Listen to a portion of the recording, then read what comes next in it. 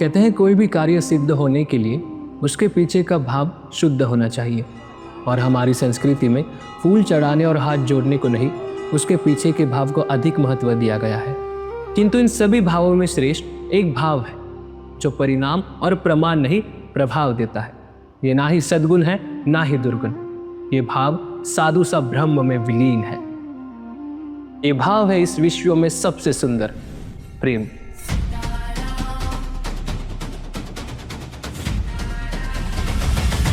प्रेम जो ना समय से बंधा है ना दूरी से, जो ना शब्दों में समाता है और ना ही भावनाओं में। प्रेम, इस 2.5 अक्षर शब्द को समझाने स्वयं जगत पिता ने कभी कान्हा सा वियोग सहा तो कभी राम सा वनवास भोगा, क्योंकि जहां समर्पण है वही प्रेम बसता है, जहां त्याग है वही प्रेम खिलता है।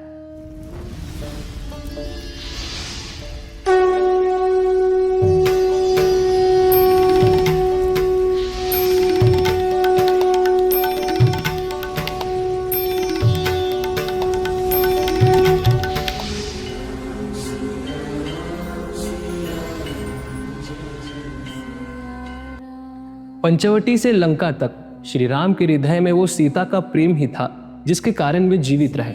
अशोक वाटिका में सीता के हर श्वास में रघुवीर का प्रेम ही था जिसके कारण उनके श्वास रुके नहीं। किंतु ये सब पाना इतना सरल कहा, क्योंकि प्रेम पाया नहीं जाता, अनुभव किया जाता है।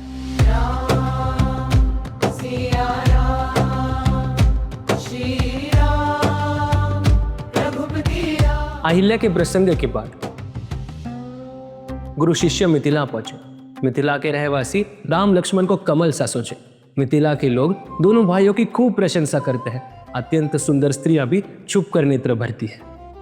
यहां से तुलसीदास जी ने अपनी श्री रामचरितमानस में कुछ प्रसंग ऐसे कहे हैं जो बड़े ही प्रसिद्ध हुए, जैसे कि सिया राम की पहली भेंट हमें बाद में बताते हैं।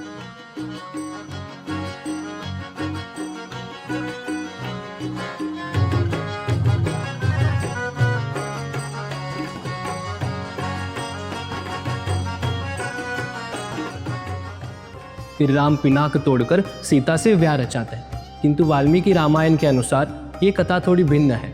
वाल्मीकि रामायण का पहला अध्याय यानी बालकांड में सीता स्वयंवर का वर्णन नहीं है।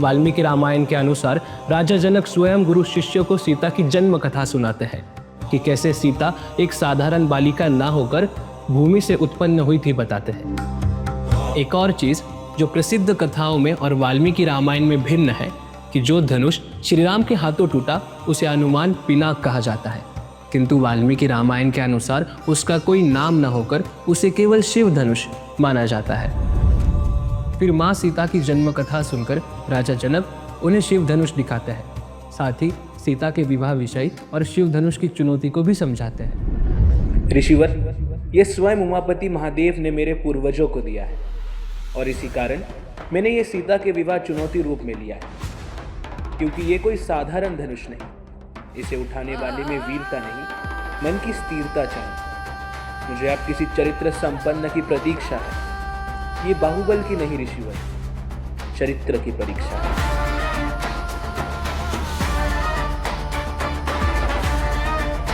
यह सुनकर ऋषि विश्वामित्र ने राम को आदेश दिया, तुम ही ऐसे चरित्र हो जिसने मन, भावना और इच्छा को वश में किया। तुम चरित्र संपन्न हो राम, तुम चंद्रशेखर का अंतर मन हो राम।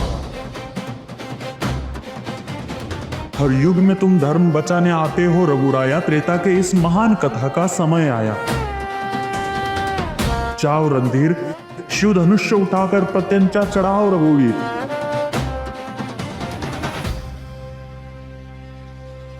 धनुर्धारी चरित्रवान राम ने धनुष के आगे शीश झुकाया। विश्व के श्रेष्ठ धनुर्धर ने विश्वनाथ का धनुष उठाया।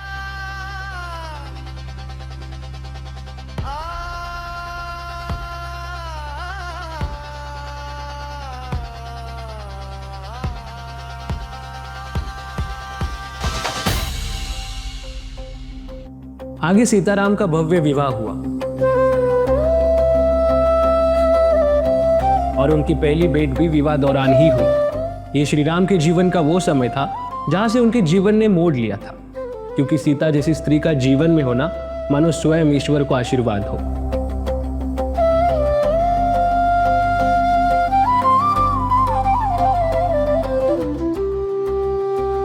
अब इस कवि के शब्दों में इतना सामर्थ्य तो नहीं जो सीता के रूप का वर्णन कर सके, किंतु इतना अवश्य है कि इस मन के आकाश में प्रेम के मेघ भर सके। एक और राम है जो अपनी उत्सुकता और स्वभाव में भी स्थिर थे। रघुवीर केवल रन के नहीं मन के भी वीर थे। दूजी और सीता जो अपने गुणों कारण प्रसिद्ध थी, वैदेही केवल सुंदरता नहीं शास्त्रीय ज्ञान से भी सिद्ध थी। और सीताराम के विवाह के बाद उनका जीवन प्रेम से भर गया। धीरे धीरे वे एक दूसरे को जानने लगे। उनका प्रेम कुछ यूं खिल गया कि एक दूसरे से बिना कुछ कहे वे एक दूसरे के भावों को पहचानने लगे। प्रेम वो अवाक्य प्रेम जो शब्दों में बंधता नहीं, समर्पण बिन प्रेम सजता नहीं। प्रेम वो जिसकी कोई व्याख्या या भाषा नहीं। प्रेम जहाँ अटूट विश्वास है, कोई आशा नहीं।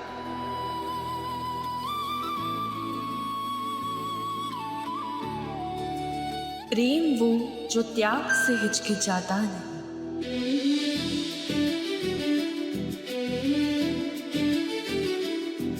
प्रेम अनुभव का विषय है, समझा जाता नहीं।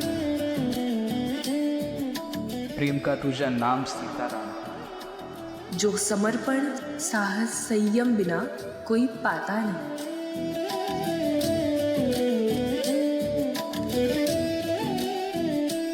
रामायण के इतिहास का सबसे सुंदर प्रसंग। समय ठहरना चाहे जब सीताराम हो संग।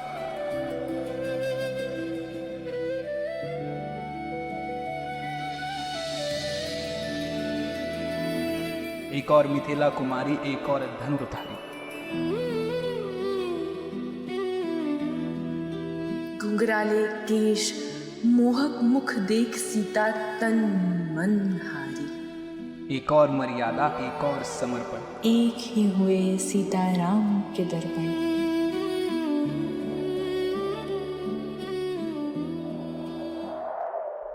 सीते, अब ये कौशल्या नंदन राम सीतापति राम कहलाएगा।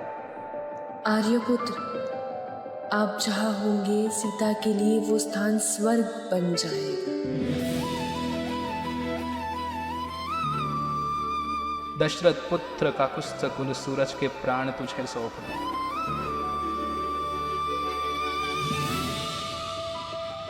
आर्य यदि अब पलके मूंदी तो हृदय कहता है समय रोक दूं।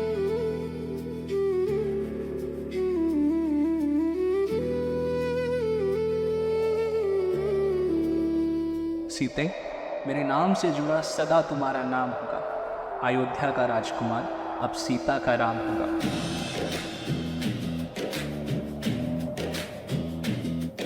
मेरे पुण्य कर्मों का फल मुझे आज मिला है आर्य। मैं सदा स्मरण रखूंगी महर्षि विश्वामित्र का यह अतिशय सुंदर कार्य।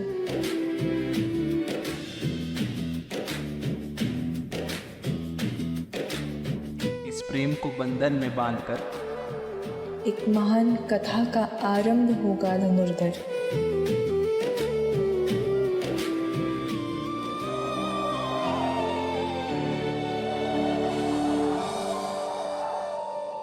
अब से सीताराम एक होंगे जैसे अर्धनारीश्वर।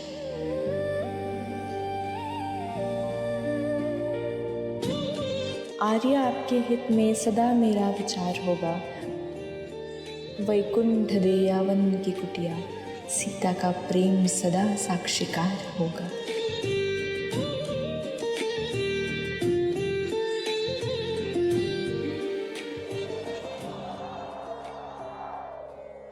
सीताराम का प्रेम ऐसा था जैसे नियति ने जन्मों से मिलने तक रोकती रही। जानकी राघव का प्रेम यही कहता है कि मर्यादित स्त्री और समर्पित पुरुष से सुंदर कुछ नहीं।